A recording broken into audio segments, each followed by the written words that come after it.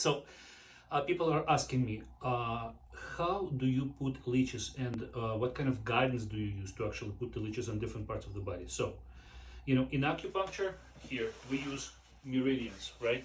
So they're basically electricity flowing channels for simplification's sake. It's not that simple, but we use these points, they're called meridians, and we follow the energy channels for acupuncture.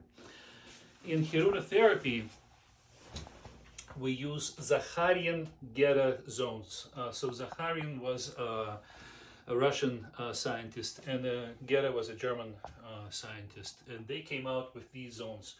These are called projections of the organs, and the projections of the organs correspond to certain organs most of the time, but not always. Reason for that is when we were forming as an embryo, we had our organ innervation and the skin innervation in the spinal cord, and the zones that we use are essentially the same zones on the skin which correspond to the internal organs, and they synapse or connect at the spinal cord level. So sometimes they correspond pretty nicely. So liver would correspond with where the liver is located.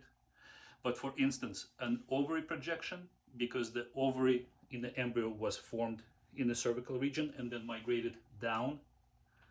So the ovarian Zakharian zone is going to be found in the neck.